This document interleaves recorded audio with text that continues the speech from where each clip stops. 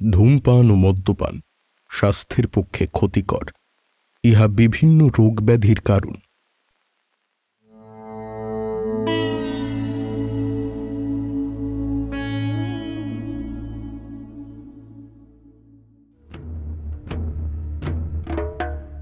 নমস্কার, আমি আকাশ আর আপনারা শুনছেন সাহিত্য সমাহার। দিল্লির স্বরাষ্ট্রমন্ত্রীর দপ্তরের আয়রন সেফ থেকে চুরি হয়ে গেল একটি দলিল। বলা বাহুল্য, এক সরকারি গুরুত্বপূর্ণ নথি। কারা চুরি করল সেই দলিল? কিরিটি কি শেষমেশ উদ্ধার করতে পারবে সেই দলিল? অপরাধীদের উদ্দেশ্যই বা কি? শুনতে থাকুন নিহার রঞ্জন গুপ্তের কিরিটি কাহিনী, ব্লুপ্রিন্ট। আজকের গল্পের সূত্রধার ও গল্প পাঠে আমি আকাশ, কিরিটির ভূমিকায় শুভ্রদীপ এবং সুব্রতর ভূমিকায় প্রসেনজিৎ। শুরু হচ্ছে নিহার রঞ্জন গুপ্তের কিরিটি কাহিনী, blueprint.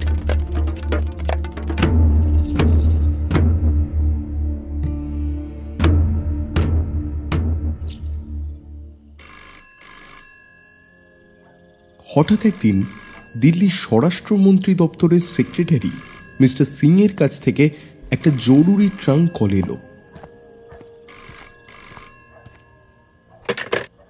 Speaking. Mister Ramaswamy secretary আমি। ও জি, নমস্তে নমস্তে নমস্তে সিং সাহেব। জি কহিয়ে। আমাদের সেই ব্যাপারটার মিস্টার রামাস্বামী আপনাকে তাগিদ দিতে বললেন। কবে আসছেন বলুন? কাল পরশু প্লেনেই চলে আসুন। আপনাদের তো এখন পার্লামেন্টের সেশন চলছে, আর সেবারে প্লেনের টিকিট পেতে আমাকে তো একবারে গলদঘর্ম হতে হয়েছিল। আর তাছাড়া বলুন। এবারে প্লেনে যাব না ভাবছি। কেন? প্লেনেই তো আসা ভালো। না না না, এইবার আমি ট্রেনে যাব, কারণটা পরে বলছি।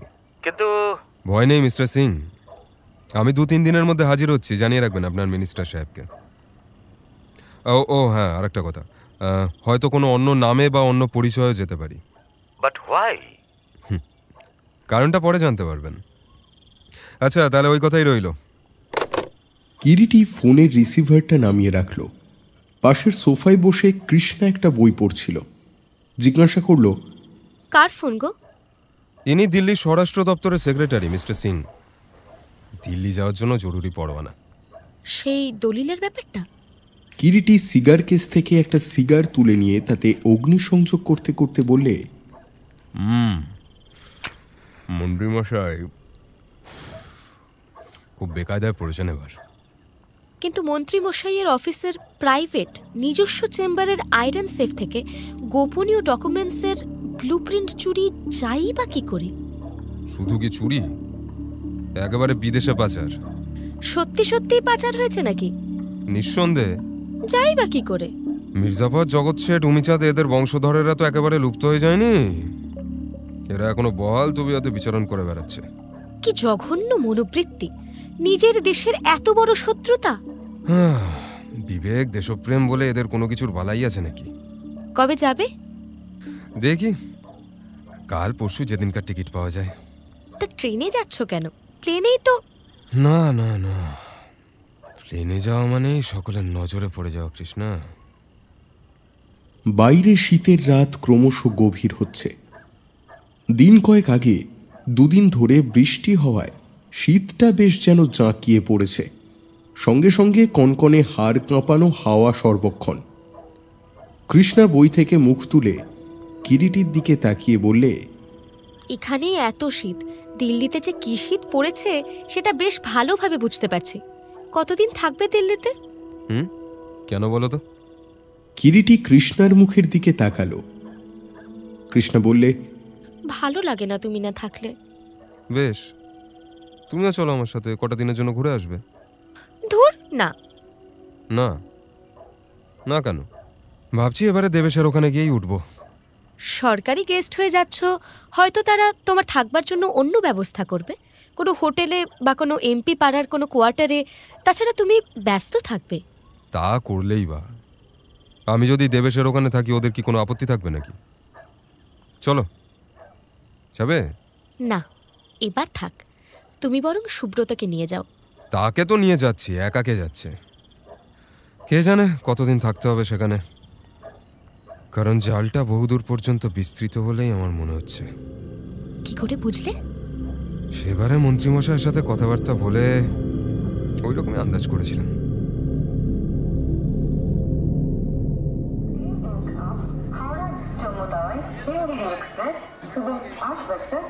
দিন দুই পরেই দুটো বার্থ পাওয়া গেল দিল্লি কালকা মেলে।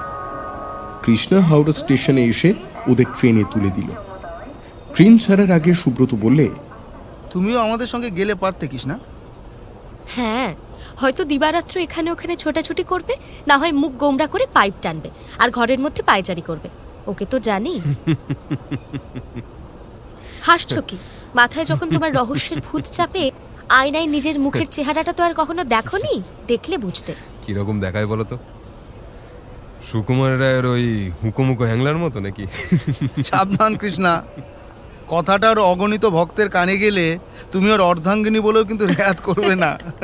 না করে করুক, তাই বলে যা সত্যি তা বলবো না। বুঝলি সুব্রত, একে বলে গেঁয়ো যোগীর ভিক মেলে না। থাক থাক হয়েছে, আমাকে কিন্তু রোজ একবার করে ট্রাঙ্ক কল করবে। যথাজ্ঞা দেবী। গাড়ি ছাড়বার ঘন্টা পড়ল। কি ব্যাপার, আমাদের কামরায় আর দুজন সহযাত্রীর এখনো দেখা নেই? বোধহয় ক্যান্সেল করেছে তাদের প্রোগ্রাম। ঠিক দ্বিতীয় ঘন্টাটা পড়লো ওই সময়। কৃষ্ণা নেমে পড়ো। কি হলো, তোমার চোখ চলচল করছে কেন? থাক, ইয়ার কি করতে হবে না। কিরিটির দিক থেকে মুখটা ঘুরিয়ে নিয়ে কৃষ্ণা কামরা থেকে বের হয়ে যায়। ওরা উঠে করিডোর দিয়ে কৃষ্ণার সঙ্গে সঙ্গে এগোয়। কৃষ্ণা নেমে গেল। ওরা দুজনে জানালা পথে প্ল্যাটফর্মের দিকে তাকিয়ে রইল। গাড়ি তখন চলতে শুরু করেছে। ক্রমে জনকোলাহল মুখরিত আলোকিত প্ল্যাটফর্মটা একটু একটু করে মিলিয়ে গেল। নানা কণ্ঠের নানা ভাষার মিশ্র একটানা গুঞ্জনটা এতক্ষণ যা কানের ওপর এসে আছড়ে পড়ছিল, তাও ধীরে ধীরে শ্রুতির চৌকাঠ পার হয়ে গেল। এখন কেবল বিসর্পিল ইস্পাতের লাইনগুলো ইয়ার্ডের উজ্জ্বল আলোয় চিকচিক করছে। একটা ট্রেন এদিক ওদিক যাতায়াত করছে, আর পাওয়া যাচ্ছে তাদের চাকার শব্দ, ইঞ্জিনের শব্দ। দূরে দূরে ইয়ার্ডের লাইটগুলো আলো ছড়াচ্ছে। ওরা একসময় করিডোর দিয়ে নিজেদের কামরার দিকে এগোলো। কৃষ্ণাকে সি অফ করতে যাওয়ার সময় দরজাটা টেনে দিয়ে গিয়েছিল সুব্রত। এখন দেখল দরজাটা খোলা, আর নিচের একটা বার্থে বসে আছে দুজন। অতি আধুনিকা একটি তরুণী। রূপ যত না থাক, রূপের জৌলুসকে বাড়িয়ে তোলার প্রচেষ্টায় প্রসাধন ও পোশাকের পারিপাট্য দৃষ্টি আকর্ষণ করে। পরনে দামি সিল্কের শাড়ি, হাতে ছগাছি করে সোনার চুড়ি আর একটা রিস্টওয়াচ। বয়স 30-এর নিচে বলেই মনে হয়। কপালে একটা সিঁদুরের বা কুমকুমের টিপ থাকলেও সিঁথিতে এও স্ত্রীর কোনো চিহ্ন নেই, অথচ দেখলে বাঙালি বলেই মনে হয়। হাতে ধরা একটা ইংরেজি ফিল্ম ম্যাগাজিনে দৃষ্টিপাত নিবদ্ধ।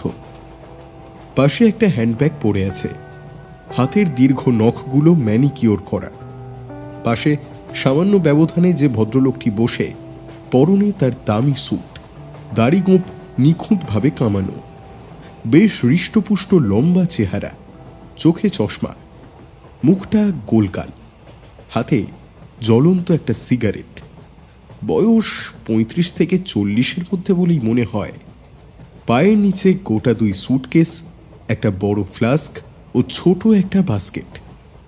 ওদের ভিতরে প্রবেশ করতে দেখে মহিলাটি তাকালেন না, কিন্তু পাশের ভদ্রলোকটি চোখ তুলে ওদের দিকে তাকালেন এবং বললেন, আপনারা এই কামরাতেই যাচ্ছেন? হ্যাঁ। আমার নাম রঞ্জিত কাপুর, কানপুর যাচ্ছি। আপনারা কত দূর? কিরিটির দিকে ইঙ্গিতে তাকিয়ে প্রশ্নটা করলেন রঞ্জিত কাপুর। হ্যাঁ, আমরাও দিল্লি যাচ্ছি। আমার কানপুরে ট্যানারির বিজনেস আছে। আপনারা দিল্লিতে কি বেড়াতে যাচ্ছেন নাকি? হ্যাঁ। কিন্তু এখন তো ওদিকে ভীষণ ঠান্ডা। হ্যাঁ, তা তো হবেই। তা দিল্লি যাবেন নাকি আরো দূরে? দেখি, এখনো কিছু ঠিক নেই। বেড়াতে বের হয়েছি। আর উনিও আমার সঙ্গেই চলেছেন। পাশে বসা মহিলা কিন্তু একবারও তাকালেন না ওদের দিকে। আপন মনে তিনি বই পড়েই চলেছেন, যেন ওদের কথাবার্তা কানে প্রবেশই করছে না। উনি আমার সঙ্গে যাচ্ছেন না, তবে আমার পরমাত্মীয়া অর্থাৎ আমার স্ত্রীর বোন কিরিটি ওই সময় সুব্রতর আলাপে বাধা দিয়ে মৃদু কণ্ঠে ডাকল। এই সুব্রত, কি রে? বলছি একটু এইদিকে চলে আয় না। এই এইটা। সুব্রত উঠে দাঁড়িয়ে ওপরের বাঙ্ক থেকে বাস্কেটটা নামিয়ে তা থেকে দুটো গ্লাস, সোডার বোতল ও ওল্ড স্মাগলারের শিশিটা বের করল। দুটো গ্লাসে হুইস্কি ঢেলে সোডা মিশিয়ে একটা গ্লাস কিরিটির দিকে বাড়িয়ে দিল, অন্যটা নিল নিজে। তারপর হঠাৎ কি ভেবে কাপুরের দিকে তাকিয়ে বললে, mister Kapoor, like to have some drink? Of course. Subrata আর একটা গ্লাস বের করছিল, কিন্তু মিস্টার কাপুর নিজেই তার বাস্কেটটা টেনে খুলে একটা গ্লাস ও ভ্যাট 69-এর বোতল বের করলেন। তারপর গ্লাসটা এগিয়ে দিলেন সুব্রতর দিকে। সুব্রত কাপুরের হাত থেকে গ্লাসটা নিয়ে তাতে হুইস্কি ঢালতে লাগলো। This much? Yes. How much soda? একটু বেশি দেবেন। সুব্রত গ্লাসে সোডা মিশিয়ে গ্লাসটা এগিয়ে দেয় কাপুরের দিকে। কাপুর বুক পকেট থেকে একটা সিগারেট কেস বের করলেন। তারপর নিচে একটা সিগারেট নিয়ে কেসটা সুব্রতর দিকে এগিয়ে ধরলেন। Cigarette? No thanks. What about you? হ্যাঁ, নো থ্যাঙ্কস। আপনার চলে না? হ্যাঁ চলে, তবে সিগার। বলে পকেট থেকে একটা চামড়া সিগার কেস বের করে তা থেকে একটা সিগার নিয়ে অগ্নিসংযোগ করতে উদ্যত হলো কিরিটি।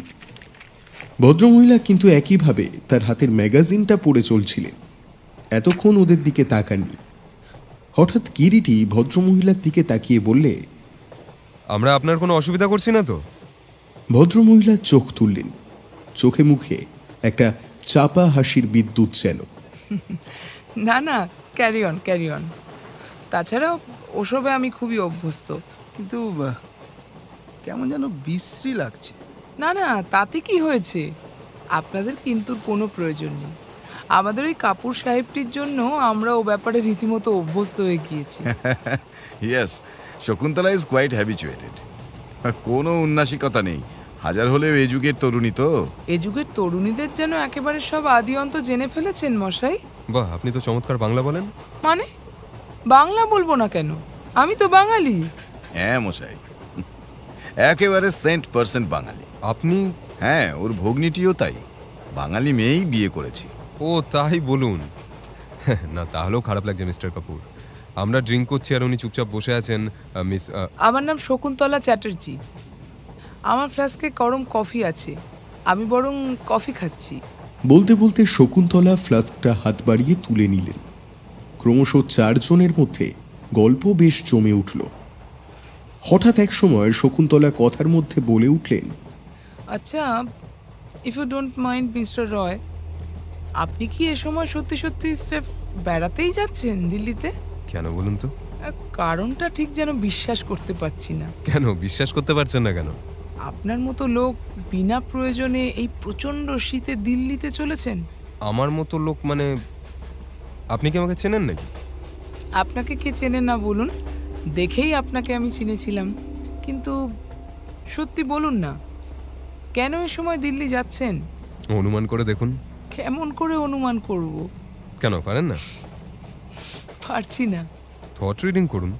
ও বিদ্যে আমার জানা নেই, আপনার জানা আছে নাকি?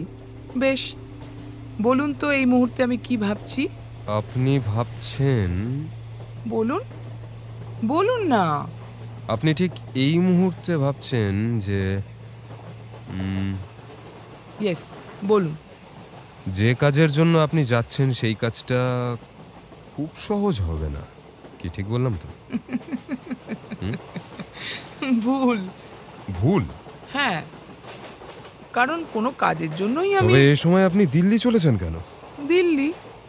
কে বললে? আমি তো কানপুর চলেছি। হ্যাঁ, যাচ্ছিলেন দিল্লি, তবে আপাতত ভাবছেন কানপুরে ব্রেক জার্নি করবেন। ব্রেক জার্নি করব কানপুরে? হ্যাঁ। কানপুরেই যাচ্ছি। আমার দিল্লি যাওয়ার আপাতত কোনো প্রোগ্রামই নেই। Most diplomatic. কি বললেন?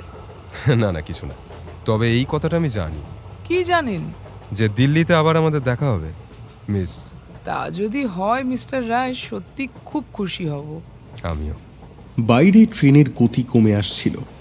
কিরিটি প্রসঙ্গ পাল্টে বললে, সুব্রত বোধহয় বর্ধমান এলো না? দেখা গেল সত্যিই বর্ধমান। স্টেশন ইয়ার্ডের আলো চলমান গাড়ির জানালা পথে সকলের চোখে এসে পড়ে। গাড়ির গতি আরও কমে এলো। কিরিটি উঠে দাঁড়ালো। চল সুব্রত, কোথায় চললেন মিস্টার রায়? একটু ডাইনিং সেলুনে যাচ্ছি, যাবেন নাকি? হ্যাঁ যাবো বই কি, আপনারা এগুন, আমরা আসছি।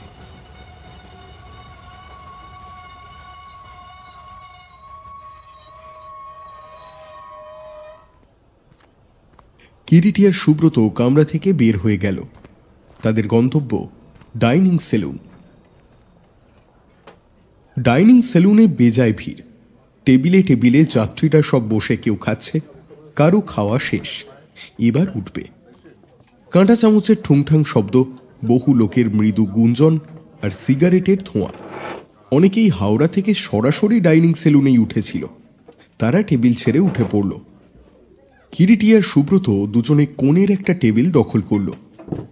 সুব্রত বললে, কৃষ্ণাও তো টিফিন ক্যারিয়ারে প্রচুর খাবার দিয়ে দিয়েছে, তবে আবার এখানে কেন এলি? কিরিটি যেন কি ভাবছিল। সুব্রতর প্রশ্নের কোনো জবাব দিল না। খাবারগুলো নষ্ট হবে না, কালকে খাওয়া যাবে। এই সময় বেয়ারা এসে দাঁড়ালো। কি অর্ডার দেব বল? দে না, যা খুশিতে। সুব্রত মেনু দেখে খাবার অর্ডার করলে বেয়ারা চলে গেল। কিরিটি কাঁচের জানালা পথে বাইরের আলোকিত প্ল্যাটফর্মের দিকে চেয়ে থাকে। তুই যেন কিছু ভাবছিস মনে হচ্ছে কিরিটি। তোকে একটা কাজ করতে হবে সুব্রত। কি বল? কানপুরে তোকে একবার ব্রেক জার্নি করতে হবে। সুব্রত চমকে যেন কিরিটির মুখের দিকে তাকালো। ওরা কোথায় যায়, কোথায় ওঠে, সবটা জানতে হবে তোকে। আর তারপর আমার অনুমান যদি মিথ্যা না হয়, পরের ট্রেনেই হয়তো ওরা দিল্লি যাবে। তুই ফলো করবি ওদের। করব, কিন্তু দিল্লিতে গিয়েও তুই ওদের ফলো করবি। কোথায় ওঠে ওরা আমাকে জানাবি। আর তারপর তোর সঙ্গে কোথায় কন্ট্যাক্ট করব? দেবেশের ওখানে। ওকে আমি বলে রাখবো। ঠিক আছে, কিন্তু খুব সাবধান সুব্রত। মীনাক্ষী কিন্তু অত্যন্ত ধূর্ত ও সজাগ। খুব সাবধান। মীনাক্ষী? ওর আসল নাম শকুন্তলা নয়, মীনাক্ষী। তুই কি করে জানলি? ওর হাতের মিনা করা আংটিটা বাঁ হাতের অনামিকায় লক্ষ্য করলে দেখতে পেতিস। ও বুঝতে পারেনি, কিন্তু আমি ওকে গাড়ির কামরায় দেখেই চিনেছিলাম। I met her before. কোথায়? দিল্লিতে। দিল্লিতে? মিস্টার সিং এর সঙ্গে গতবার যখন দিল্লিতে যাই, আমেরিকান কনসুলেটে একটা ককটেল পার্টি তোকে আমি দেখেছিলাম। সত্যি? হ্যাঁ। তাছাড়া কিন্তু কিরিটির আর কথা বলা হলো না। বেয়ারা ওই সময় খাবার নিয়ে ঢুকল। ট্রেন ততক্ষণে আবার চলতে শুরু করেছে। রাত প্রায় 9:45। ডাইনিং সেলুন প্রায় খালি হয়ে এসেছে তখন। কয়েকটা টেবিলে সামান্য কয়েকজন যাত্রী এদিক ওদিক ছড়িয়ে তাদের রাতের খাবার শেষ করে কফির পেয়ালা নিয়ে বসেছে। কারো কারো সেই সঙ্গে চলছে ধূমপান।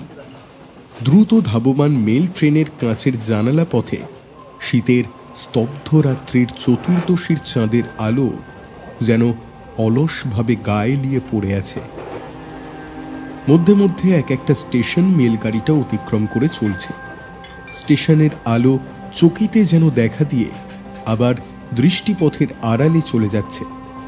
ওরা দুজনেও ইতিমধ্যে খাওয়া শেষ করে কফি নিয়ে বসেছিল। ডাইনিং সেলুন চুপচাপ। বেয়ারারা একে একে টেবিল পরিষ্কার করে ডিশ, প্লেট, কাঁটা চামচ তুলে নিয়ে যাচ্ছে। কেবল তারই মৃদু শব্দ মাঝে মধ্যে শোনা যায়। যে সময়ের কথা বলছি তখনও করিডোর ট্রেনের প্রচলন হয়নি। কাজেই খাওয়া শেষ হয়ে গেলে গাড়ি আসানসোল না পৌঁছানো পর্যন্ত ওদের থাকতে হবে ডাইনিং কারে। আচ্ছা কিরিটি, ওই রঞ্জিত কাপুর লোকটা, ওকে দেখেছিস আগে? মীনাক্ষীর ভগ্নিপতি? না, দেখিনি। তবে যে সম্পর্কটার কথা ওরা পরস্পরের বললে সেটা আমার সত্যি বলে মনে হচ্ছে না। আমারও তাই মনে হচ্ছে। কিন্তু আমি ভাবছি অন্য কথা। কি? তোর ব্যাপারটা ওদের জানা? নিঃসন্দেহে। যেভাবেই হোক প্রতিপক্ষ টের পেয়েছে যে আমি দিল্লি কেন যাচ্ছি এবং কবে যাচ্ছি। তোর অনুমান যদি সত্যি হয় তাহলে তো দেখতে পাচ্ছি যে কারণে প্লেনে না গিয়ে ট্রেনে চলেছি সেটা পুরো মাঠেই মারা গেল। আমার মনে হয় গতবার যখন তুই দিল্লি গিয়েছিলি তখনই ওরা জানতে পেরেছিল কোনো মতে। কিরিটি কোনো জবাব দিল না, কি যেন ভাবছিল। সুব্রত আবার বললে, ওদের অজ্ঞাতে ব্যাপারটা থাকলে তুই হয়তো কাজের কিছুটা সুবিধা পেতিস। এখনো কোনো অসুবিধা হবে না, যতটা সতর্ক থাকতাম তার চাইতে বেশিই থাকবো। ওই গাড়ি বোধহয় আসানসোল এলো, ইয়ার্ডের আলো দেখা যাচ্ছে। একজন বেয়ারা কফির শূন্য কাপগুলো তুলে নিতে এসেছিল। তাকেই সুব্রত জিজ্ঞাসা করে, আসানসোল আর কত দূর? আসানসোল আ গেয়া সাহাব। মিনিট 10 মধ্যে সত্যিই গাড়ির গতি হ্রাস পায়। বাইরের আলো আরো উজ্জ্বল হয়ে দেখা দেয়। বিল মিটিয়ে ওরা উঠে পড়ল।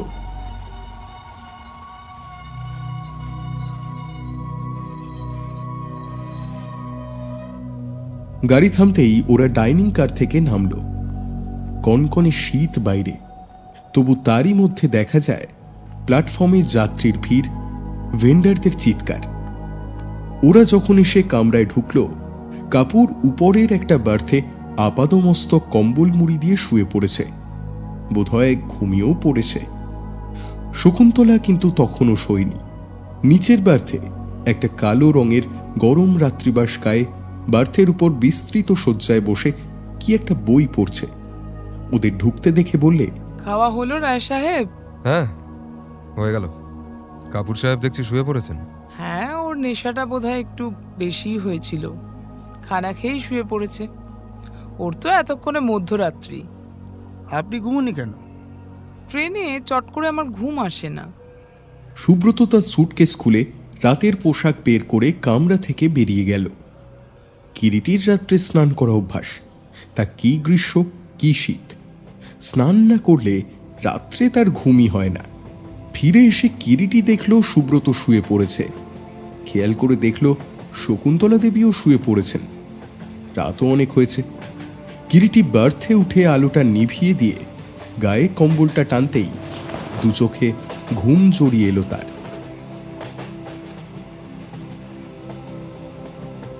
যখন ঘুম ভাঙল, চারিদিকে বেশ আলো ফুটে উঠেছে। কামরার বন্ধ কাঁচের শার্সি ভেদ করে কামরার মধ্যে আলো এসে পড়ছে, তবে সেটা খুব স্পষ্ট নয়, ঝাপসা। বালিশের উপর থেকে মাথাটা সামান্য তুলে নিচের দিকে তাকালো কিরিটি। ট্রেনের গতি তখন ক্রমশ হ্রাস পাচ্ছে। ট্রেন বোধ করি মোগল সারাই এলো। গরম ড্রেসিং গাউনটা গায়ে জড়িয়ে কিরিটি উপরের বার্থ থেকে নিচে নামল। নিচের দুটো বার্থে শকুন্তলা সুব্রত ঘুমোচ্ছে, উপরের বার্থে ঘুমোচ্ছে কাপুর। স্টেশন ইয়ার্ডে অনেক আলো দেখা যাচ্ছে। কিরিটি বাইরে গিয়ে দুজনের চায়ের অর্ডার দিয়ে যখন কামরায় ফিরে এলো, দেখল কাপুর আর শকুন্তলা বসে চা পান করছে। সুব্রত তখনও ঘুমোচ্ছে। গুড মর্নিং মিস্টার রায়। ও গুড মর্নিং। চা চলবে নাকি? না না, আপনারা খান, আমি চায়ের কথা বলে এসেছি, আসছে। সুব্রত কম্বলের তলা থেকেই কথাটা বলে ওঠে। বলেছিস? ঘুম ভাঙলো তোর? অনেকক্ষণ। বেলা 2টো নাগাদ ট্রেন কানপুরে এসে পৌঁছায়। কথা ছিল শকুন্তলা একাই কানপুরে নেমে যাবে, কিন্তু রঞ্জিত কাপুরও নেমে গেল। সুব্রত প্রস্তুত হয়েছিল। ওরা গাড়ি থেকে নামার কিছু পরেই সুব্রত সুটকেসটা নিয়ে গাড়ি থেকে নেমে পড়ল। কিরিটি এখন গাড়ির কামরায় একা। ট্রেন ছাড়ার পর কিছুক্ষণ কিরিটি চলন্ত গাড়ির জানালা পথে বাইরের দিকে তাকিয়ে রইল। তারপর সকালে এলাহাবাদ স্টেশনে কেনা সংবাদপত্রটা টেনে নিল নতুন করে চোখ বুলোবার জন্যে। দ্বিতীয় পৃষ্ঠা হলটাতেই হঠাৎ একটা ভাঁজ করা কাগজ বের হয়ে পড়ল। একটু কৌতূহল বসেই ভাঁজ করা কাগজটা খুলে ধরতেই কিরিটি একটু চমকে গেল। ভাঁজ করা কাগজ নয়, একটা চিঠি। চিঠিটা এই রকম, তাতে লেখা, মিস্টার রায়, যারা আপনাকে ডেকে পাঠিয়েছেন তারা যেমন আলিয়ার পিছনে ছুটছেন, আপনাকেও ঠিক তেমনই ছুটে মরতে হবে। আপনার ক্ষমতা আছে আমরা জানি, কিন্তু পেনিট্রেশন করার চেষ্টা করলে বিপদকেই ডেকে আনা হবে তা জানবেন। আর তাছাড়া যে কাজের জন্য আপনি যাচ্ছেন সেটা এখন সকলেরই নাগালের বাইরে চলে গিয়েছে। ইতি এক্স। কিরিটি 2-3 বার চিঠিটা আগাগোড়া পড়ল, হাতের লেখা থেকে স্পষ্ট বোঝা যায় না লেখাটা পুরুষ না মহিলার। খানিকটা মেয়েলি ধাঁচের লেখা বটে, আবার পুরোপুরি মেয়েলিও নয়। পুরুষের হাতের লেখা হওয়াও আশ্চর্য নয়, তবে চিঠিটা যে খুব তাড়াহুড়ো করে লেখা হয়েছে সেটা পরিষ্কার। কিন্তু লেখাটা কাগজের মধ্যে এলো কখন?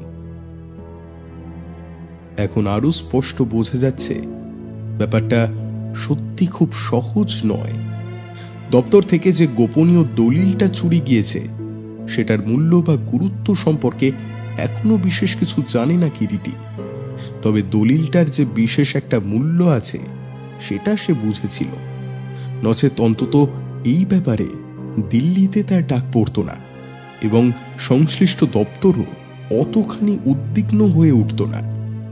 ফোনে বিশেষ কিছু কথা হয়নি, তবে এটা সে বুঝতে পারছে দলিলটা চুরি যাওয়ার ব্যাপারে সরকার পক্ষ যে তার সাহায্যের জন্য আহ্বান জানিয়েছেন সেটা অন্তত প্রতিপক্ষের আর অজানা নেই। অতএব তাকে এবার অগ্রসর হতে হবে খুব সাবধানে।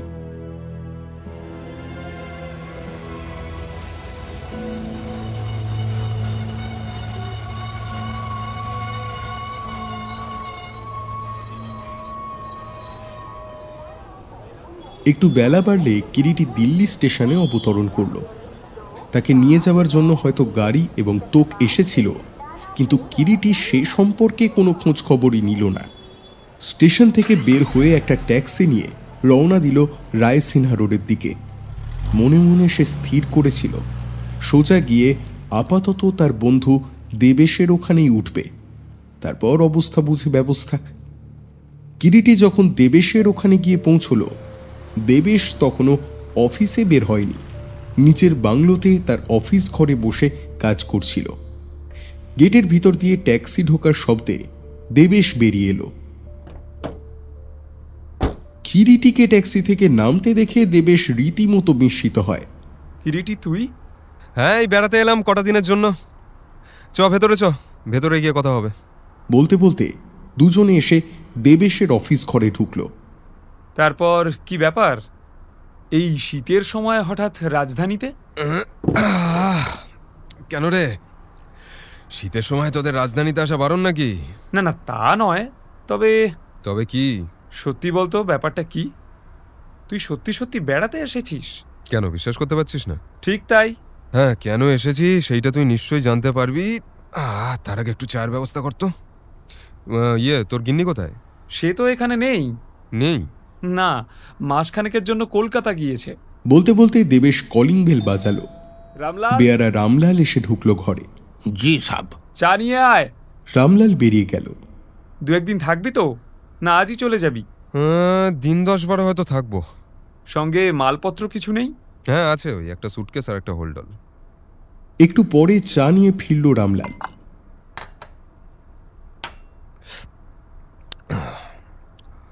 কিন্তু ব্যাপারটা টপ সিক্রেট। আরে ভয় নেই তোর, এখান থেকে তোর সিক্রেট বের হবে না। হ্যাঁ জানি বের হবে না, জানি। শোন, তোকে কয়েকটা কাজ করতে হবে। কি বল? প্রতাপ সিংকে তুই চিনিস নিশ্চয়ই? একজন প্রতাপ সিংকে জানি, প্রতিরক্ষা দপ্তরের সেক্রেটারি। কিন্তু কেন বলতো? লোকটা কিন্তু বিশেষ সুবিধার নয়। বলছি, প্রতাপ সিং নামে আর কেউ কোনো দপ্তরের সেক্রেটারি আছে নাকি? আর একজন সিং আছে, তবে সে প্রতাপ সিং নয়। প্রতাপ সিং রামাস্বামী সেক্রেটারি তো? হ্যাঁ, তিনিই বটে। হ্যাঁ, তাকে একবার এখানে ফোনে পাওয়া যাবে? তা হয়তো যেতে পারে। একবার দেখ না কানেকশনটা পাস কিনা।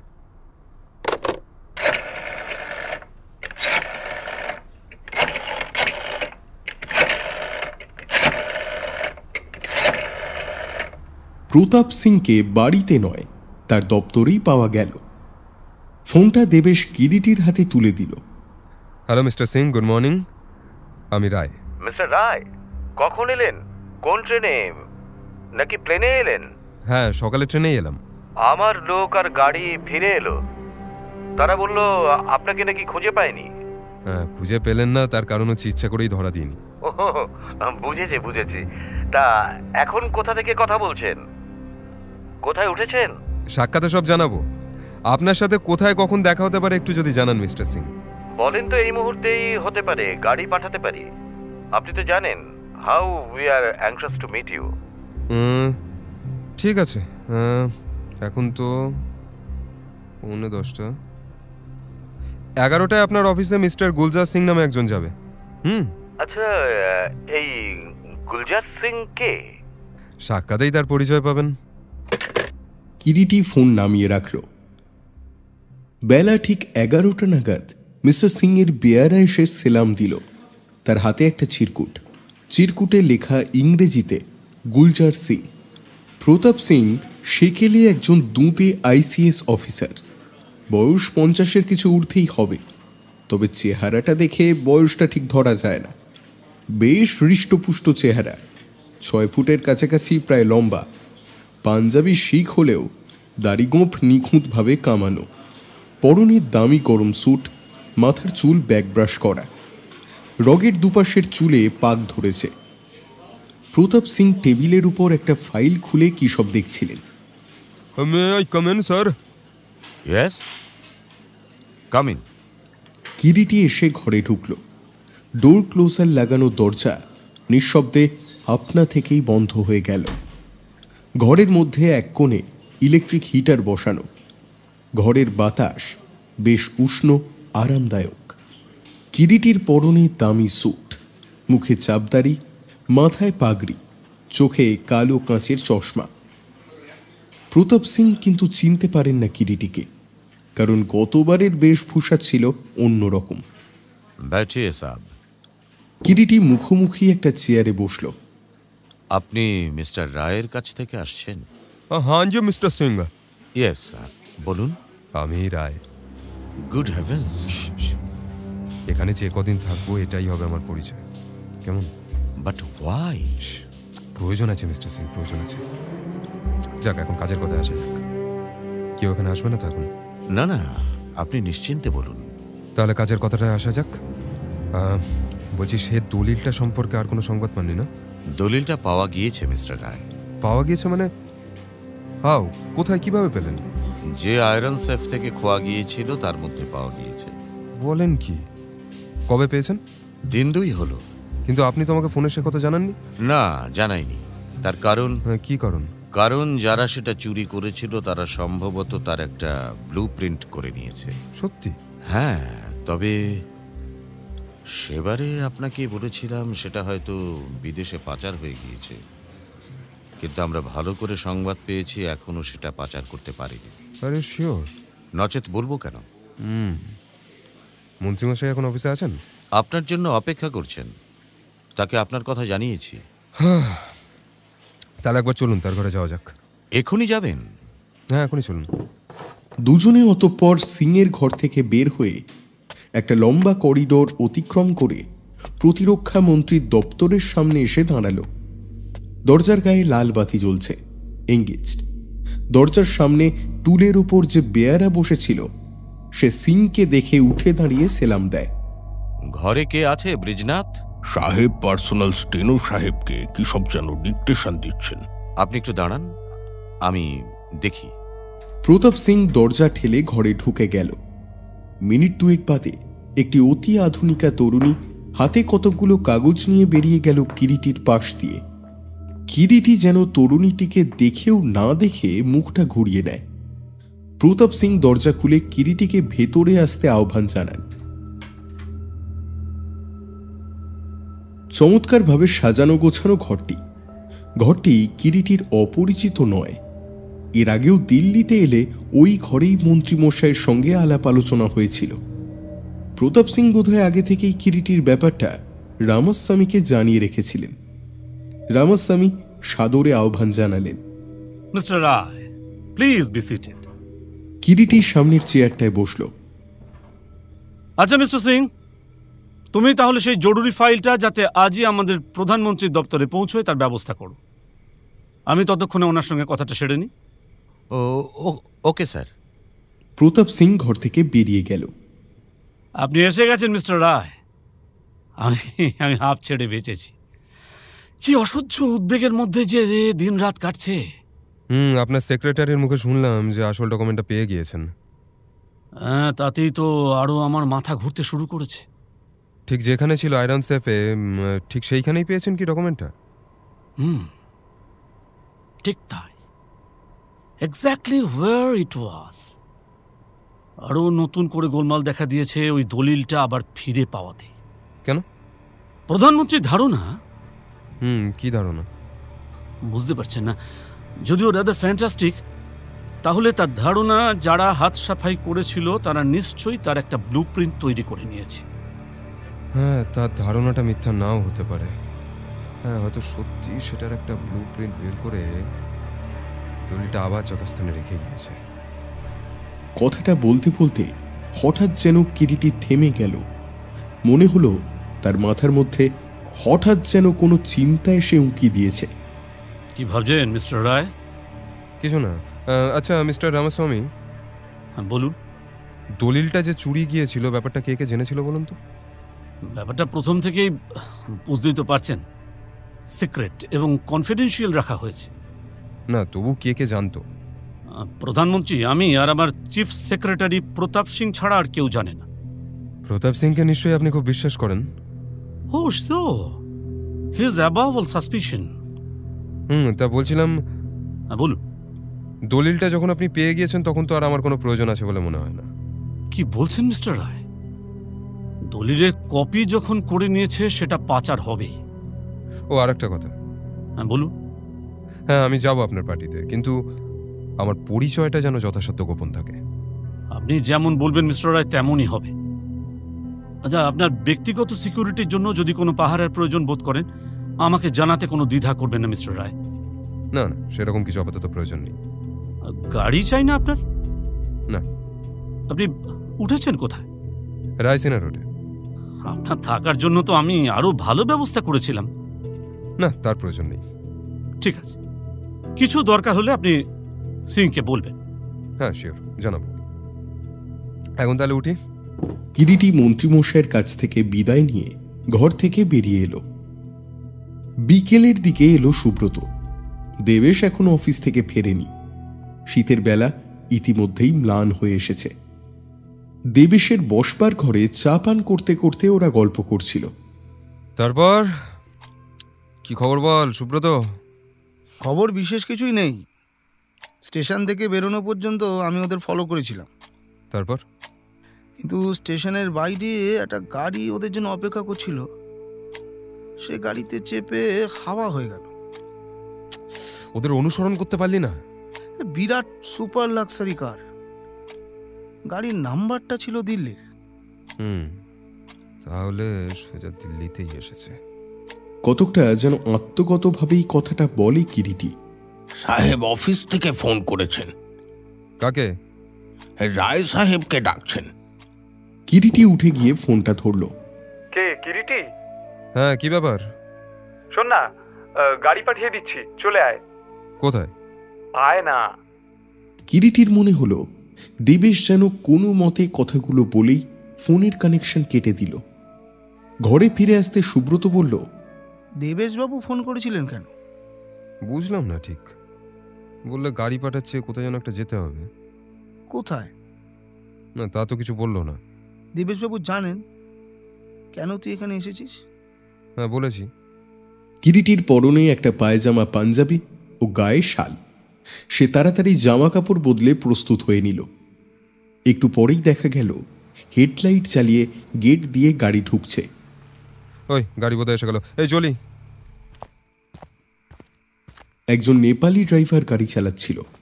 কালো রঙের ঝকঝকে একটা নিউ মডেলের মার্সিডিজ বেঞ্চ। কিরিটি গাড়ির সামনে এসে দাঁড়াতেই ড্রাইভার গাড়ির দরজা খুলে দিল। গাড়িটা দেবেশের নয়। একবার মনেও হয়েছিল কথাটা, দেবেশ তার নিজের গাড়ি না পাঠিয়ে অন্য গাড়ি পাঠালো কেন? এ কার গাড়ি? কিরিটি তখন অপরিচিত বাঁধানো মেটাল পথ ধরে নিঃশব্দ গতিতে এগিয়ে চলেছে। কিরিটি মনে ভাবল একবার ড্রাইভারকে জিজ্ঞাসা করে কোথায় এসে যাচ্ছে, কিন্তু কি একটা ভেবে কোনো প্রশ্নই করল না। প্রায় মিনিট 15-20 বাদে কুতুব মিনারের কাছাকাছি নতুন যে পল্লী গড়ে উঠেছে সেই পল্লীর মধ্যে একটা দোতলা বাড়ির সামনে গাড়িটা দাঁড়ালো। ড্রাইভার গাড়ি থেকে নেমে দরজাটা খুলে দিল। নিচের তলায় আলো জ্বলছে। এই কোঠি? হ্যাঁ জি সাহেব, অন্দর যাইয়ে। কিরিটি দরজার দিকে এগোলো। খোলা দরজার সামনে দামি স্যুট পরিহিত 24-25 বছরের একটা যুবক তাকে অভ্যর্থনা করল। কিরিটি ঘরের মধ্যে প্রবেশ করল। আলোকিত কক্ষ, মূল্যবান রুচিসম্মত সোফা কাউচে ঘরটি চমৎকার করে সাজানো। কিরিটি যুবককে অনুসরণ করে সিঁড়ি বেয়ে দোতলায় গিয়ে একটা ঘরের বন্ধ দরজার সামনে দাঁড়ালো। যুবকটি কিরিটিকে ভেতরে যেতে নির্দেশ করল। কিরিটি ইতস্তত করে, কিন্তু সে মুহূর্তের জন্য কেন যেন মনে হয় কিরিটির হঠাৎ এভাবে দেবেশের একটা ফোন কল পেয়ে সোজা না এলেই বোধহয় ভালো হতো। কিন্তু চিন্তা করবারও আর সময় নেই তখন। কিরিটি দরজা ঠেলে ভেতরে পা দিল। আলোকিত ঘর, এবং সেই ঘরের মধ্যেও মূল্যবান আসবাবপত্র। কিন্তু ঘরে প্রবেশ করে কিরিটি কাউকে দেখতে পেল না। ঘরটা খালি। একটু যেন বিস্মিত হয়েই কিরিটি ঘরের চতুর্দিকে দৃষ্টিপাত করে। আসুন মিস্টার রায়, গুড ইভিনিং। ঘরের দক্ষিণ কোণ থেকে একটা ভারী পুরুষ কণ্ঠ ভেসে এলো, এবং কিরিটির মনে হলো কণ্ঠস্বরটা যেন তার পরিচিত, কিন্তু বক্তাকে ঘরের মধ্যে কোথাও সে দেখতে পেল না। কিরিটি এদিক ওদিক তাকায়। দক্ষিণ কোণে কেবল একটা ভারী পর্দা ঝুলছে। সেই পর্দা ঠেলে এবারে যে লোকটি কক্ষের মধ্যে আবির্ভূত হলো তাকে দেখেই কিরিটি চিনতে পারে। ট্রেনের সেই পরিচিত রঞ্জিত কাপুর। গুড ইভিনিং মিস্টার রায়, চিনতে পারছেন? কিরিটি প্রথমটা একটু হকচকিয়ে গেলেও ততক্ষণে নিজেকে সামলে নিয়েছে। পারছি বই কি। নিশ্চয়ই চিনতে পারবেন বই কি, আপনি গুণী লোক। কিন্তু বসুন, দাঁড়িয়ে কেন? বসতে হবে না। সে কি, বসবেন না? না, যে জন্য এভাবে ধরে নিয়ে এলেন আমাকে সেইটা বরং তাড়াতাড়ি বলে ফেলুন। হ্যাঁ নিশ্চয়ই বলবো বলেই তো ডেকেছি। কিন্তু দাঁড়িয়ে দাঁড়িয়ে তো আর কথাবার্তা হতে পারে না, আর সেটা শোভনও হবে না। না, আমি ঠিক আছি মিস্টার কাপুর। আপনার কি বক্তব্য আছে সেটা আপনি তাড়াতাড়ি বলে ফেলুন। শুনবেন বই কি, এসেছেন যখন, আপনাকে কৌশলে এখানে আমরা নিয়ে এসেছি যখন, বলবার জন্যই তো নিয়ে এসেছি। আমাদের কথা বলে কি খুব কিছু একটা লাভ হবে মিস্টার কাপুর? আপনাদের নেটওয়ার্কটা যখন আমি জানতেই পেরেছি। জেনে ফেলেছেন? হ্যাঁ, জেনেছি বই কি। হ্যাঁ, তাই বলছিলাম যে আপনার মতো একজন কাট আউট, অর্থাৎ দ্বিতীয় বা তৃতীয় ব্যক্তির সঙ্গে কথা বলে খুব একটা কিছু লাভ হবে কি? আপনি বরং আপনার বড় কর্তা স্টেশন চিফকে ডাকুন। স্টেশন চিফকে ডাকবো? সেটাই বুদ্ধিমানের মতো কাজ হবে নাকি? যদি কিছু ডিলে আসতেই হয় তাহলে স্বয়ং খোদ কর্তা বা স্টেশন চিফের সঙ্গে কথাবার্তা বলাই ভালো। আর সামান্য একজন এজেন্ট বা ইনফরমারের সঙ্গে কথা বলে সময় নষ্ট করে লাভটাই বা কি বলুন? আমারও তো সময়ের মূল্য আছে নাকি? আপনি আমার সঙ্গেই কথা বলতে পারেন। ও, বলতে পারি বলছেন? হ্যাঁ। বেশ, তবে বলুন আপনি, আপনার কি বক্তব্য আছে? আমার বক্তব্যটা তো আপনার অজানা নয় মিস্টার রায়। আমাকে ভয় দেখিয়ে যে খুব একটা সুবিধা হবে না এটা আশা করি আপনি অন্তত বুঝে গেছেন মিস্টার কাপুর। রঞ্জিত কাপুর স্থির দৃষ্টিতে কয়েকটা মুহূর্ত চেয়ে রইল কিরিটির মুখের দিকে, তারপর বলল, বেশ, তাহলে ডিলেই আসা যাক। কত টাকা পেলে আপনি এ রাস্তা থেকে সরে দাঁড়াবেন? আপনাদের অফারটা শুনি। 10,000 মাত্র? আচ্ছা, 15,000। 15,000? বেশ, 25,000। কেমন? Deal closed. তার আগে আমি জানতে চাই আমার বন্ধু দেবেশ কোথায়? যে গাড়িতে আপনি এখানে এসেছেন সেই গাড়িতেই তাকে তার বাংলোতে পাঠিয়ে দেওয়া হয়েছে।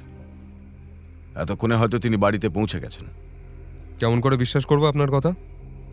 ঘরের কোণে ওই যে ফোন আছে, ফোন করে দেখুন। না, তা খারাপ কিছু বলেননি। That is not a bad idea. Kiriti ফোনটার সামনে দাঁড়ালো এবং দেবেশের নাম্বার ডায়াল করল।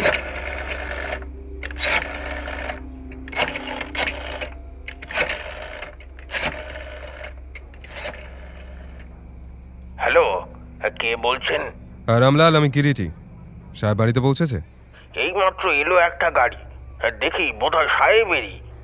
রঞ্জিত কাপুর ইতিমধ্যে যে কখন এসে পাশে দাঁড়িয়েছে কিরিটি তা বুঝতে পারেনি। সহসা রঞ্জিত কাপুর হাত দিয়ে টিপে ফোন কানেকশনটা অফ করে দিল এবং শান্ত গলায় বললে, নমস্কার মিস্টার রায়, বাজে কথা বাড়িতে ফিরে বলবেন। Now let us finish our deal. টাকাটা আপনার 100 টাকার নোটে হলে চলবে তো?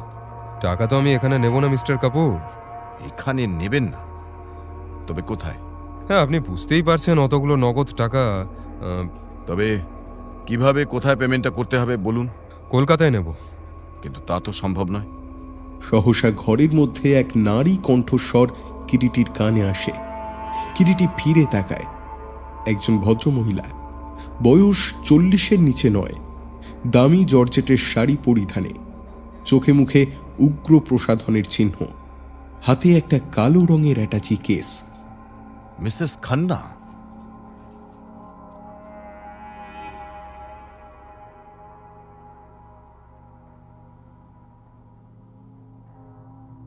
কিরিটির ওইভাবে হঠাৎ ফোন কল পেয়ে চলে যাওয়াটা সুব্রতর ঠিক ভালো লাগেনি, কিন্তু কিরিটিকে সে কথা বললে সে শুনবে না, তাই তাকে বাধাও দেয়নি।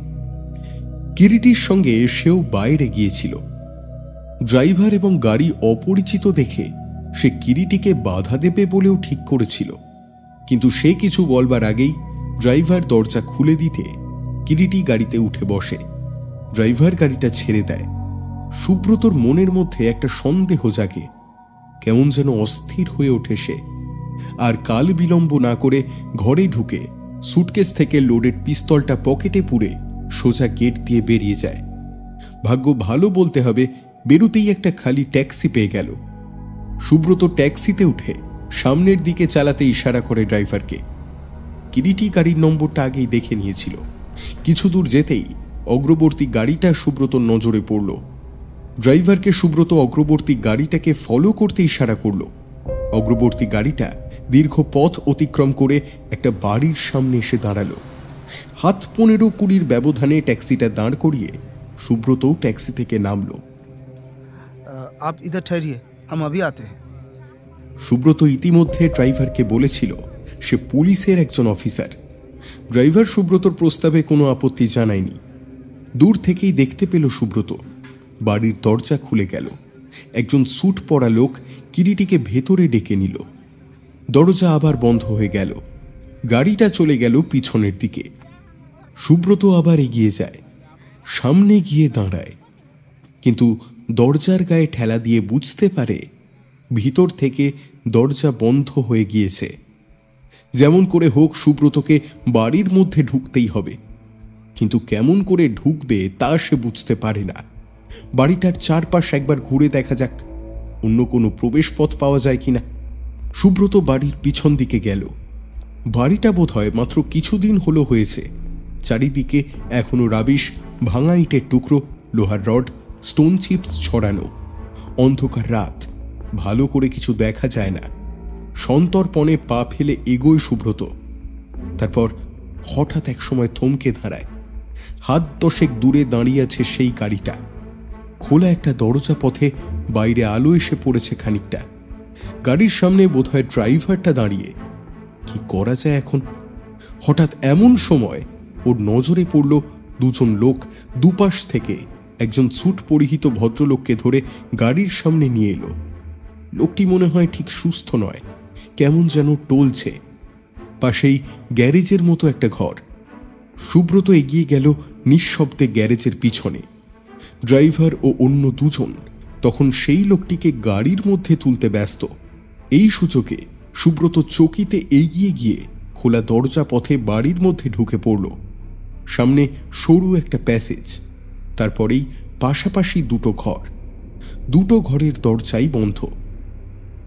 আরও একটু এগিয়ে গিয়ে দোতলায় উঠবার সিঁড়িটা ওর নজরে পড়ল। সিঁড়ির নিচে জমাট অন্ধকার, কাদের যেন পায়ের শব্দ পাওয়া যাচ্ছে। সুব্রত চট করে সিঁড়ির নিচে আত্মগোপন করল। দুজোড়া পায়ের শব্দ। সুব্রত বুঝতে পারে কাজ শেষ করে ওরা ফিরে এলো। ক্রমে পায়ের শব্দ সরু প্যাসেজের অন্য প্রান্তে মিলিয়ে গেল। শব্দ মিলিয়ে যাবার পরও মিনিট 5-7 সুব্রত সিঁড়ির নিচে অন্ধকারের মধ্যে নিঃশ্বাস বন্ধ করে দাঁড়িয়ে থাকে। কোনো দিকে আর কোনো শব্দ নেই। সুব্রত সিঁড়ির নিচ থেকে বের হয়ে সিঁড়ি দিয়ে পা টিপে টিপে উপরে উঠে যায়। শেষ ধাপে সবে পা ফেলেছে এমন সময়ও নজরে পড়ল একটা ঘরের ভেজানো দ্বার পথে ঈষৎ আলোর আভাস। নিঃশ্বাস বন্ধ করে সুব্রত এগিয়ে যায়। ওর কানে আসে কিরিটির গলা। আপনাদের অফারটা শুনি। 10,000 মাত্র। সুব্রতর বুঝতে আর বাকি থাকে না, কিরিটি শত্রুর ফাঁদে পা দিয়েছে। দরজার কাক ঘেঁষে গিয়ে দাঁড়ায় সুব্রত, প্যান্টের পকেটে হাত ঢুকিয়ে লোডেড পিস্তলটা ট্রিগারটা চেপে ধরে। ভাগ্যিস সে পিস্তলটা সঙ্গে নিয়ে এসেছিল। কিরিটির গলার শটটা কানে আসে তার। হ্যাঁ, নট ব্যাড। কিন্তু এই ঠান্ডায় কাশ্মীর ছাড়া অন্য কোথাও গেলে হতো না ম্যাডাম? শুনুন মিস্টার রায়, আপনার সঙ্গে যোগ করবার মতো প্রচুর সময় আমাদের হাতে নেই, আর আমরা আমাদের অফার আপনাকে দিয়েছি। Now you decide. প্রচণ্ড শব্দ করে ঘরের ভেজানো দরজাটা খুলে গেল। চকিতে সেই শব্দে রঞ্জিত কাপুর, সেই ভদ্রমহিলা ও কিরিটি ফিরে তাকালো দরজার দিকে। দরজার উপর দাঁড়িয়ে সুব্রত, তার হাতে পিস্তল। Don't try to move mister Kapoor, এটা 6টা চেম্বারই ভর্তি। ঘটনার আকস্মিকতায় দুজনেই বিমহুড়ো বিহ্বল, ঠিক যেন বোবা। কিরিটি ওদের বডি সার্চ করে দেখ কোনো আগ্নেয়াস্ত্র আছে কিনা। রঞ্জিত কাপুরের পকেটে পিস্তলটা পাওয়া গেল। আগে সুব্রত বের হয়ে এলো, তার পিছনে বেরিয়ে এলো কিরিটি। চকিতে ঘরের দরজা বাইরে থেকে বন্ধ করে দেয় ওরা। তারপর দুজনে ছুটে নিচে এসে ট্যাক্সিতে চেপে বসতে 5 মিনিটও লাগলো না।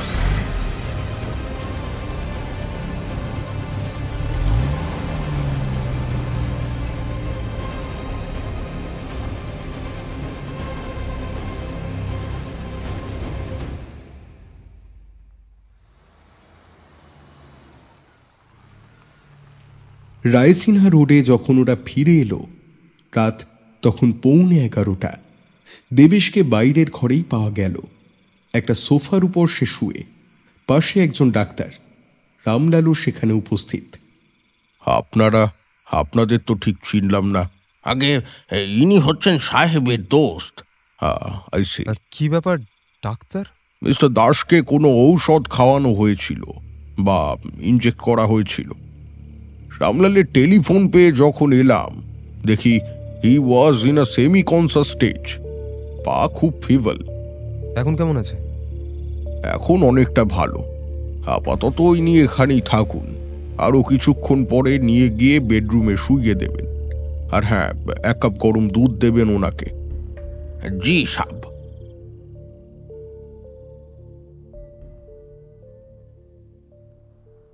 পরের দিন দেবেশের মুখ থেকেই ওরা সব শুনল।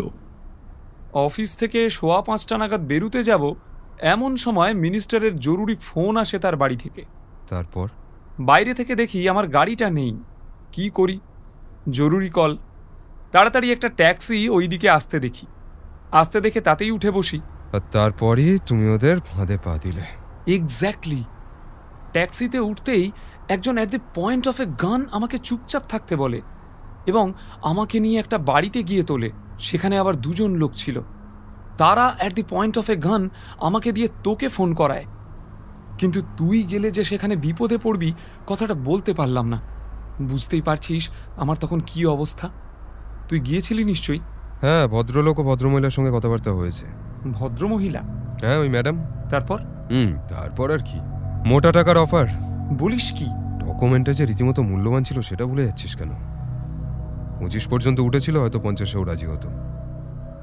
হ্যাঁ, তবে একটা ব্যাপারে আমি নিশ্চিন্ত হয়েছি। কি? ওই ডকুমেন্টার ব্লু প্রিন্ট এখন ওরা পাচার করতে পারেনি ভারতবর্ষ থেকে। কি করে বুঝলি? নচেত অত টাকা অফার করে আমাকে না, আমাকে ধরে নিয়ে যাওয়ার চেষ্টা করতো। কিরিটি, কি? আমার একটা কথা শুনবি? কি কথা? এই কেসটা ছেড়ে দে। পাগল নাকি তুই? ও সব গ্যাং বড় সাংঘাতিক। হতে পারে, তবে ওরাও খুব ভালো করে জানে কিরিটের রায়কে। হয় নাই বন্ধু? চল আজ একবার গাড়ি নিয়ে গত রাত্রের পাড়াটা ঘুরে আসি। দুপুরে কিরিটি, সুব্রত ও দেবেশ বের হলো গাড়ি নিয়ে। কিন্তু সেই পাড়ায় গিয়ে গত রাত্রের বাড়িটা ওরা কিছুতেই স্পট আউট করতে পারল না। অনেক বাড়ি হচ্ছে, অনেকগুলো তৈরিও হয়ে গিয়েছে, কিন্তু সবই প্রায় একই প্যাটার্নের। অনেকক্ষণ ধরে এদিক ওদিক গাড়িতে ঘুরে ওরা আবার ফিরে এলো। সন্ধ্যায় মন্ত্রীর গৃহে ককটেল পার্টি।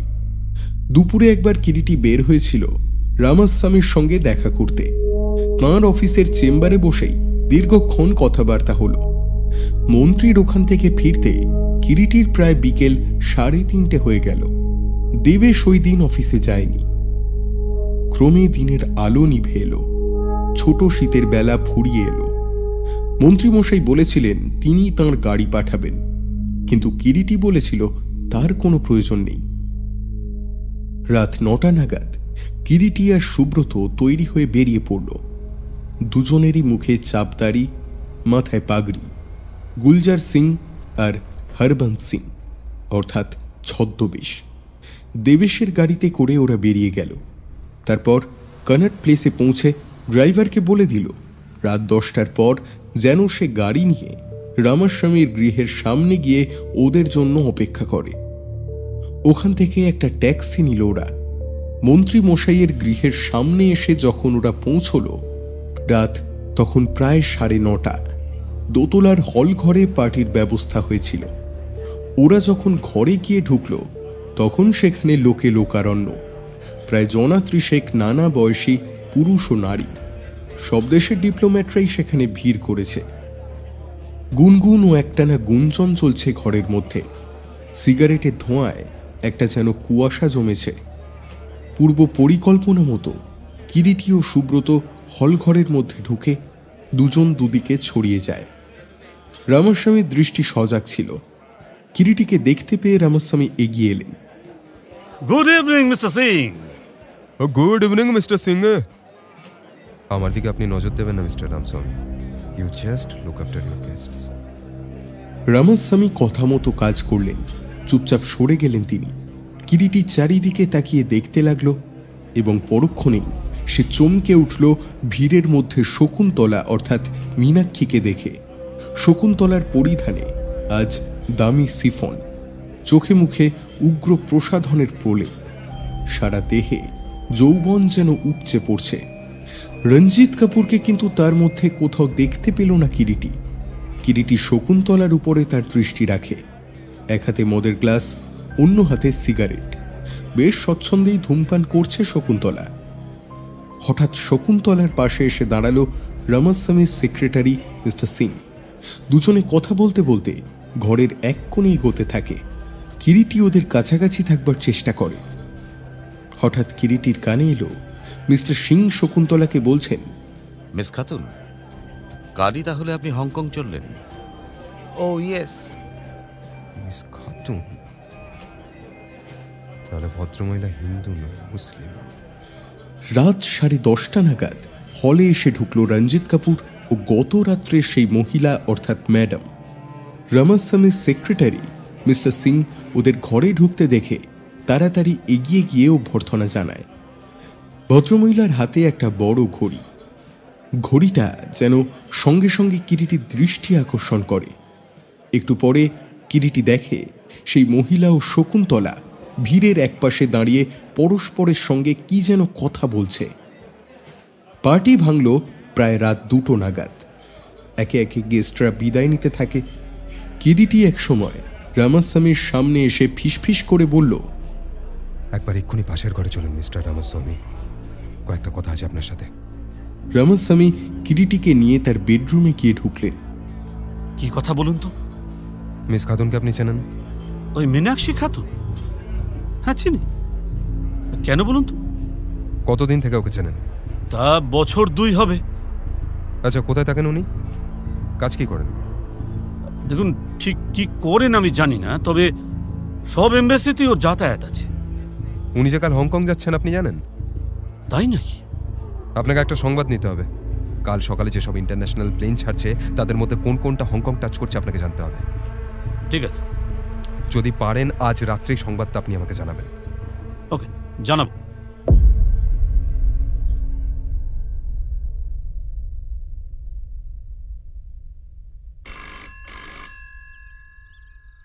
ভোর 4টে নাগাদ টেলিফোনটা বেজে উঠল। কিরিটি জেগেই ছিল। উঠে গিয়ে ফোনটা ধরল। রামাস্বামী স্পিকিং। মিস্টার রায়? হ্যাঁ, আমি বলুন।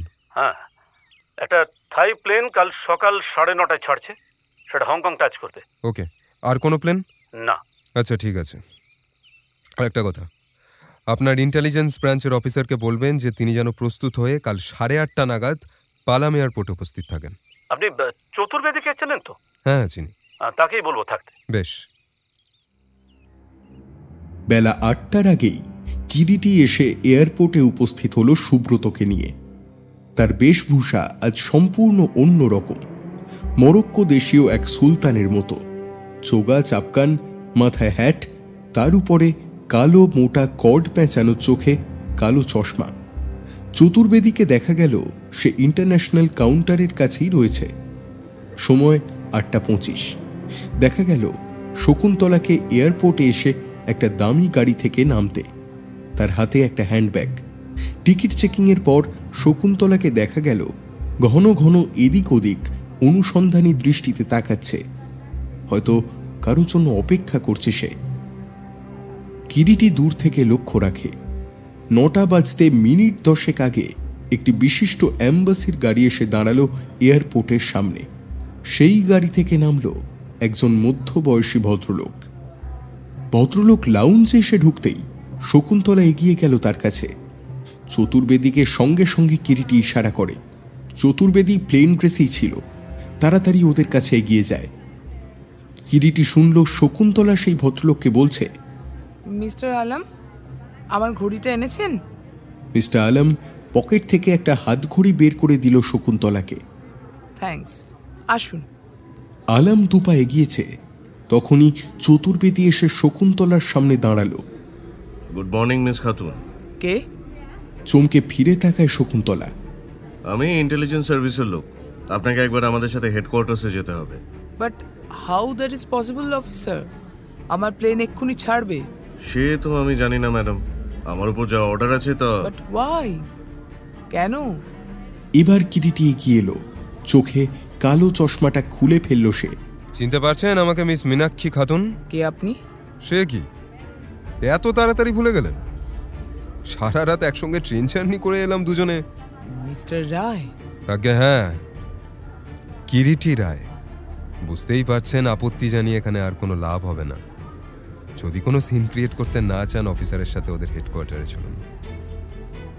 আশা করি বুঝেই গেছেন আপনার খেলা শেষ হতে আর বাকি নেই। কি বলছেন যাতা পাগলের মতো? চলুন হেডকোয়ার্টারে চলুন, সেখানেই সমস্তটা জানতে পারবেন। চলুন। শকুন্তলা আর আপত্তি জানায় না। মাইকে তখন অ্যানাউন্সমেন্ট শুরু হয়েছে।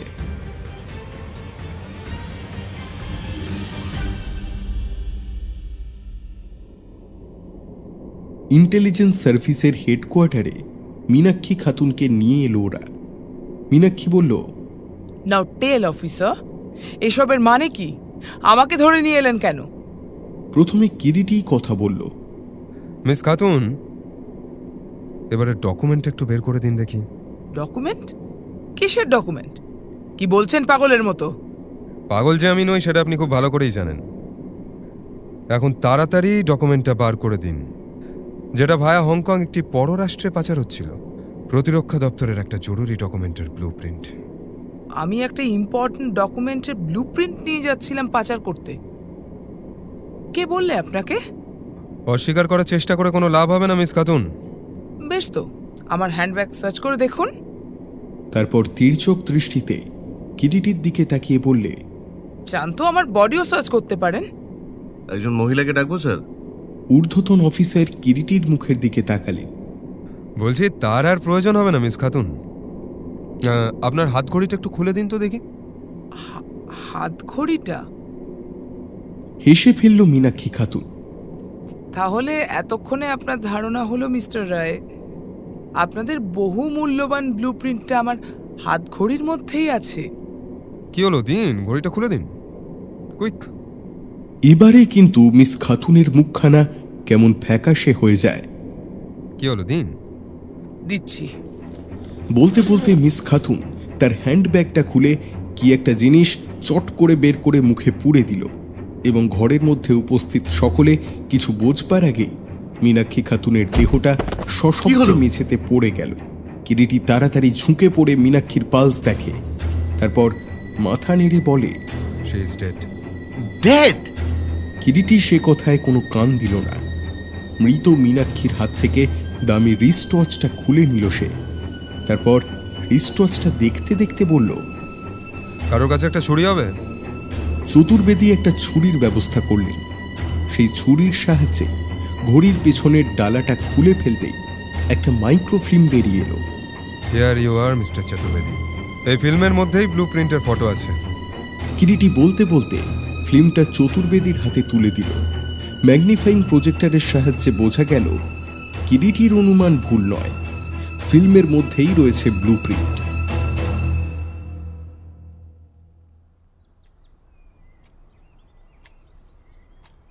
ওই দিন দুপুরের দিকে মন্ত্রী মশাইয়ের ঘরে রামাস্বামী জিজ্ঞাসা করলেন, আপনি ধরলেন কি করে মিস্টার রায়? আপনাদের দলিলটা আবার যথাস্থানে ফিরে আসতেই বুঝেছিলাম দলিলটার একটা ব্লু প্রিন্ট ওরা সংগ্রহ করে নিয়েছে এবং সেটাই পাচার করবে। তারপর যখন ওরা আমাকে ধরে নিয়ে গেল এবং টাকার অফার দিল, তখন বুঝতে পারলাম যে ব্লু প্রিন্ট এখনো পাচার করতে পারেনি, এদেশেই কোথাও আছে। কিন্তু একটা মাইক্রোফিল্মের মধ্যে ভেবে দেখুন, সেটাই সবচাইতে সেফ। তাই সেটার সম্ভাবনার কথাই সর্বাগ্রে আমার মনে হয়েছিল। আপনি যে আমার কি উপকার করলেন মিস্টার রায়। আমি তত বেশি কিছু করিনি মিস্টার রামাস্বামী। একজন সাধারণ নাগরিক হিসাবে আমার জন্মভূমির প্রতি যেটুকু আমার কর্তব্য, আমি শুধু সেইটুকুই করেছি। ও তবে একটা কথা, কি? ওরা যে একটা মাইক্রোফিল্মই তৈরি করেছিল সেটা নাও কিন্তু হতে পারে। সেফটির জন্য হয়তো আরও কপি বানিয়েছিল। তাই বলছি যে কটা দিন স্পেশাল ইন্টেলিজেন্স ব্রাঞ্চকে একটু সাবধানে থাকতে বলবেন, চারদিকে একটু নজর রাখতে বলবেন। আচ্ছা, এইটুকুই বলার ছিল। আজ তাহলে আমি উঠি। আপনি প্রধানমন্ত্রীর সঙ্গে দেখা করবেন না? হ্যাঁ, না, আজ আর হবে না। আমার সশ্রদ্ধ নমস্কার জানাবেন তাকে। আর সন্ধ্যার প্লেনেই আমাকে ফিরে যেতে হবে কলকাতা। আজই ফিরে যাবেন? হ্যাঁ, আজই যাব। টিকিট পেয়েছেন? পাওয়া গিয়েছে বোধ হয়। আচ্ছা বেশ, আজ তাহলে উঠি। নমস্কার।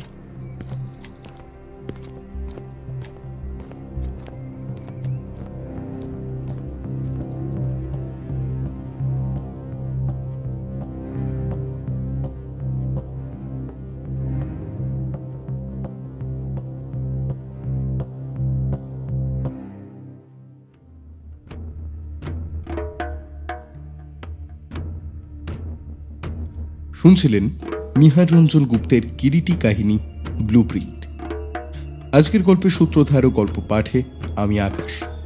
আজকের গল্পে কৃষ্ণার ভূমিকায় তপলব্ধা, শকুন্তলা ওরফে মীনাক্ষী খাতুনের ভূমিকায় শাশ্বতী, কিরিটির ভূমিকায় শুভ্রদীপ, সুব্রতর ভূমিকায় প্রসেনজিৎ, মিস্টার সিংয়ের ভূমিকায় উৎপল সরকার, রঞ্জিত কাপুরের ভূমিকায় সমীরণ, মিস্টার রামাস্বামীর ভূমিকায় শরিত, দেবেশের ভূমিকায় সৌরভ, চতুর্বেদীর ভূমিকায় শুভদীপ, রামলাল, বেয়ারা, ব্রিজনাথ, ড্রাইভার ও ডাক্তারের চরিত্রে আমি আকাশ। আজকের গল্পে শ্রুতিনাট্য রূপদানে মোহর, শব্দগ্রহণে শ্যামলোক স্টুডিও থেকে মৈনাক, শব্দ সংযোজনে ফিনিক্স অডিওভার্স থেকে প্রিয়াঙ্কা, আবহ নির্মাণে Subhajit, Kiriti original theme music নির্মাণে শব্দ অডিও লাইভ থেকে অঙ্কুর শুভব্রত এবং প্রচ্ছদ অঙ্কনে রৌমজিৎ। বিশেষভাবে ধন্যবাদ জানাই লেখক পরিবার এবং মিত্র ঘোষ প্রকাশনীকে। কেমন লাগলো আমাদের নিবেদন অবশ্যই কমেন্ট সেকশনে লিখে জানাতে ভুলবেন না। আর গল্প ভালো লেগে থাকলে লাইক, শেয়ার এবং সাবস্ক্রাইব করে আমাদের পাশে থাকবেন। সাহিত্য সমাহারকে ইউটিউবের পাশাপাশি আপনারা ফলো করতে পারেন ফেসবুক এবং ইনস্টাগ্রামে। লিঙ্ক দেওয়া রয়েছে আমাদের ডেসক্রিপশন বক্সে। সাহিত্য সমাহারকে আর্থিকভাবে সাহায্য করতে চাইলে ডেসক্রিপশন বক্সে দেওয়া ইউপিআই আইডির মাধ্যমে আপনারা তা করতে পারেন। আজ তাহলে এই পর্যন্তই। আগামী সপ্তাহে ফিরছি ভিন্ন স্বাদের আরেকটি গল্প নিয়ে। সকলে ভালো থাকুন, সুস্থ থাকুন আর শুনতে থাকুন সাহিত্য সমাহার।